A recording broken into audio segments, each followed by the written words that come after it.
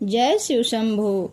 आपके अपने YouTube channel जय सनातनी में आप सबका एक बार फिर से स्वागत है। आज हम बात करेंगे 2024 में आने वाली व्रत करवा चौथ के बारे में। करवा चौथ पूजा का शुभ मुहूर्त कब है तथा सरगी क्यों खाई जाती है, इसमें किन देवी देवताओं की पूजा की जाती है तथा इसकी कथा क्या है, चंद्र दर्शन कब है, इस अंक में सब कुछ हम जानेंगे। तो आइए वीडियो शुरू करते हैं। अगर आपको वीडियो अच्छी लगेगी तो लाइक सब्सक्राइब जरूर कर दीजिएगा। सबसे पहले जानते हैं कि यह व्रत सबसे पहले किसने किया था। इसमें पूजा किसकी होती है। भगवान शिव, माता पार्वती, स्वामी कार्तिकेय, गणेश, चंद्रमा और करवा माता की पूजा की जाती है। यह व्रत सबसे पहले देवी पार्वती ने भगवान शिव जी के लिए रखा था। इस व्रत से उन्हें अखंड सौभाग्य की प्राप्ति हुई थी, इसलिए सुहागिन महिलाएं अपने पति की लंबी उम्र की कामना से यह व्रत करती हैं। करवा चौथ पर पूजा करने के लिए बालू या सफेद मिट्टी की बेदी बनाकर इन सभी देवताओं को स्थापित किया जाता है। इस दिन महिलाएं 16 श्रृंगार करती है और निर्जला व्रत रखती है। शाम को चंद्रमा को अर्घ्य देने के बाद व्रत खोला जाता है। हिंदू धर्म में करवा चौथ का पर्व बेहद महत्वपूर्ण माना जाता है। यह सुहागिन महिलाओं द्वारा अपने पति की लंबी उम्र की कामना और सुखी दाम्पत्य जीवन के लिए रखे जाने वाले सबसे महत्वपूर्ण व्रतों में से एक है। इस दिन सुहागिन महिलाएं अपने पति के साथ स्वस्थ सुखी जीवन और लंबी आयु की कामना करते हुए निर्जला व्रत रखती हैं। यह व्रत शाम को चंद्रमा को अर्घ्य देने के बाद खोला जाता है। हिंदू पंचांग के अनुसार कार्तिक मास के कृष्ण पक्ष की चतुर्थी तिथि को हर साल करवा चौथ का पर्व मनाया जाता है। इस साल कार्तिक माह में कृष्ण पक्ष की चतुर्थी तिथि का आरंभ 20 अक्टूबर 2024 को सुबह 6:46 पर होगा। यह अगले दिन 21 अक्टूबर 2024 को 4:16 पर समाप्त होगी। इसकी शुरुआत सरगी के साथ होती है। इस दौरान कई नियमों का पालन करना आवश्यक होता है। सबसे पहले हम जानते हैं कि सरगी खाने का सही समय क्या है और इस साल पूजा का शुभ मुहूर्त क्या है। इस साल करवा चौथ का व्रत 20 अक्टूबर 2024 को रखा जाएगा। करवा चौथ का व्रत शुरू होने से पहले सरगी खाने की परंपरा है। यह परंपरा घर के बड़ों के आशीर्वाद से जुड़ी हुई है। परंपरा के अनुसार करवा चौथ व्रत में सूर्योदय से लगभग 2 घंटे पहले तक सरगी खा सकते हैं। 20 अक्टूबर को सूर्योदय सुबह 6:25 पर होगा। ऐसे में हमें इससे पहले सरगी खा लेनी चाहिए। अब जानते हैं सरगी क्यों खाई जाती है। करवा चौथ व्रत निराहार और निर्जला रखा जाता है। ऐसे में घर की बड़ी महिलाएं आशीर्वाद के तौर पर महिलाओं को शुरू करने से पहले सेहतमंद भोजन करवाती हैं ताकि व्रत के दौरान उन्हें किसी तरह की कोई कठिनाई का सामना नहीं करना पड़े। सरगी की रस्म में सास अपनी बहू को फल, मिठाई, मेवे, खीर और कम तली भुनी चीजें खिलाती हैं। इसे सास बहू के लिए आशीर्वाद माना जाता है। जिन व्रतियों की सास नहीं है, जो व्रत करते हैं उनकी सास नहीं है, वो अपने जेठानी या अपने बड़ी किसी भी रिश्तेदार से सरगी ले सकती हैं।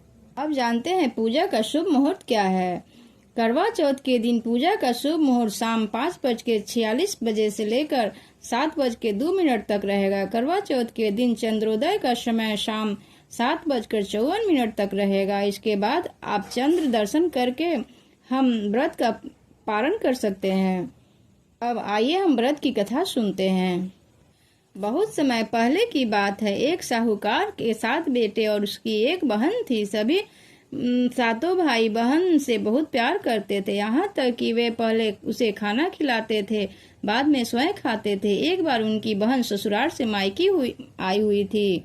शाम को जब भाई को अपना व्यापार व्यवसाय बंद कर घर आए तो देखा कि उनकी बहन बहुत व्याकुल थी। सभी भाई खाना खाने बैठे और अपनी बहन से खाने का आग्रह किया, लेकिन बहन ने बताया कि उसका आज करवा चौथ का निर्जला व्रत है। वह खाना सिर्फ चंद्रमा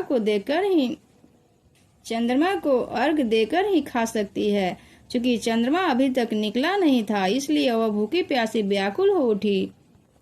सबसे छोटे भाई को अपनी बहन की हालत देखी नहीं जाती और वह दूर पीपल के पेड़ पर एक दीपक जलाकर चलने की ओर से रख दिया। दूर से देखने पर वह ऐसा प्रतीत होता कि जैसे चतुर्थी का चांद उदित हो रहा हो। इसके बाद भाई अपनी बहन को बताया कि चांद निकल आया है, तुम उसे अर्घ देने के बाद भोजन कर सकती हो। बहन खुशी के मारे चांद को देखती है, उसे अर्घ देकर खाना खाने बैठ जाती है।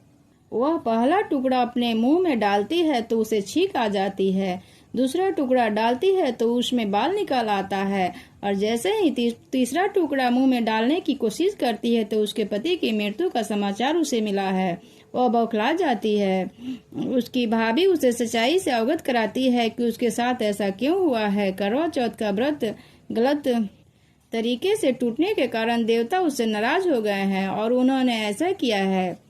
सच्चाई जानने के बाद करवा निश्चय करती है कि वह अपने पति के अंतिम संस्कार नहीं होने देगी, अपने सत्वी से उसे पुनः जीवन देगी। वह पूरे 1 साल तक अपने पति के शव के पास बैठी रही, उसकी देखभाल करती रही, उसके ऊपर उगने वाली सुईनुमा घास को वह एकत्रित करती जाती। 1 साल बाद फिर करवा चौथ का दिन आया। उसकी सभी भाभियां करवा चौथ का व्रत रखती है। जब भाभियां उसे आशीर्वाद देने आती हैं तो प्रत्येक भाभी से यम सुई ले लो, पी सुई ले लो, यम सुई ले लो, पी सुई दे दो, मुझे भी अपनी जैसी सुहागिन बना दो, ऐसा आग्रह करती। लेकिन हर बार भाभी उसे अगली भाभी से आग्रह करने का कह चली जाती। सबसे अंत में छोटी भाभी आती हैं। करवा उनसे भी सुहागिन बनने का आग्रह करती है, लेकिन वह टाल मटोल करने लगती है। इसे देख करवा उन्हें जोर से पकड़ लेती है और अपने सुहाग को जिंदा करने के लिए कहती है। भाभी उसे छुड़ाने के लिए सोचती है, लेकिन छुड़वा नहीं पाती है। करवा उसे पकड़ी रहती है। अंत में उसकी तपस्या को देख भाभी पसीज जाती है और अपनी उंगली को चीरकर उसमें से अमृत उसके पति के मुंह में डाल देती है। करवा का पति व्रत श्री गणेश कहता हुआ उठ बैठता है। इस प्रकार प्रभु कृपा से उसकी छोटी भाभी के माध्यम से करवा को अपना सुहाग वापस मिल जाता है। इस तरह से करवा का पति वापस मिल जाता है और उसका व्रत पूर्ण हो जाता है। गणेश जी और माता पार्वती ने जिस प्रकार करवा के चिर अखंड सौभाग्य का वरदान दिया, उसी तरह माता सभी सुहागिनों पर कृपा करें और उन्हें भी अखंड सौभाग्य का वरदान दें। करवा चौथ करने वाले सभी व्रतियों को हमारी तरफ से हार्दिक शुभकामना। जय माता कारवां।